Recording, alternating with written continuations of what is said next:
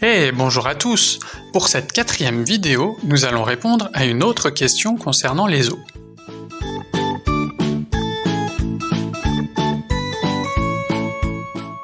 Mais c'est parce que nous sommes tous concernés par l'état de la nature. Voyons ceci de plus près. Voici les macaques à crête. Quels magnifiques singes! Originaires de l'île de Sulawesi, en Indonésie, ils sont connus pour être très pacifiques. Les comportements de réconciliation sont fréquents chez eux et ont même été très étudiés dans la nature. Ils sont peut-être pacifiques, mais je n'irai pas me frotter à eux. Regarde la taille de ces canines! Au zoo de Mulhouse, ils partagent leur enclos avec les tapirs malais, des herbivores également originaires de forêts d'Asie et reconnaissables à leur petite trompe. Les macaques sont omnivores. Ils se nourrissent d'un peu de tout, de fleurs, de feuilles, petits animaux, mais aussi de fruits. Quand ils se déplacent dans la forêt, ils mangent donc les fruits, mais ne digèrent pas les graines, qui se retrouvent souvent dans les crottes. Les graines sont ainsi dispersées et germent pour donner de nouveaux arbres. C'est la régénération forestière. Et comme dans la nature, les macaques à crête se nourrissent des fruits de 150 espèces d'arbres différentes, ils aident ces 150 espèces à se reproduire. Malheureusement, les macaques à crête font partie des singes les plus menacés dans la nature. Ils sont considérés comme très proches de la disparition totale, car ils sont braconnés pour leur viande vendue sur les marchés. Le trafic d'animaux sauvages pour leur viande est appelé trafic de viande de brousse. Ce trafic a un impact important sur la santé humaine. Voilà pourquoi. Quand un braconnier chasse un animal sauvage, il arrive qu'il tue un animal porteur d'une maladie, comme un virus.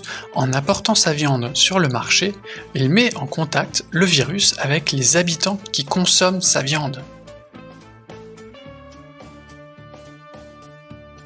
Alors, ces personnes transmettent la maladie inconnue jusqu'alors à ses proches, qui la transmettent à leur tour, et ainsi de suite.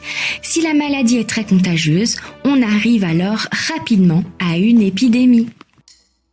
Cette situation a déjà été vue, et à plusieurs reprises.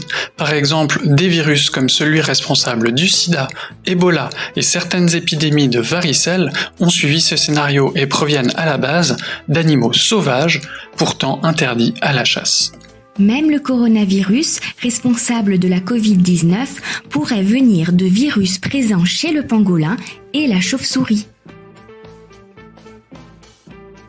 Dire que tout ceci est parti du braconnage. En effet, si ces animaux n'étaient pas aussi souvent chassés, il n'y aurait jamais eu autant de contact avec l'homme, et donc pas de transmission de maladies. Car beaucoup de ces virus sont sans conséquence sur les espèces sauvages, qui les portent et vivent avec. Par contre, le corps humain ne résiste pas à certains de ces virus, qui provoquent alors des maladies graves, parfois mortelles.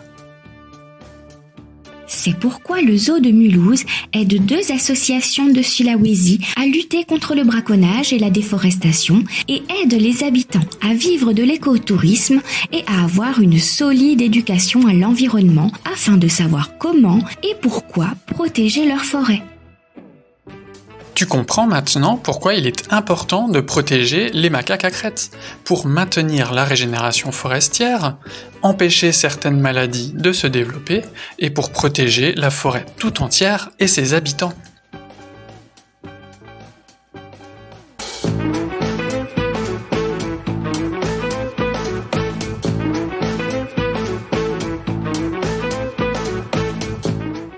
Encore une question intéressante, nous y répondrons lors de notre prochaine vidéo. À bientôt!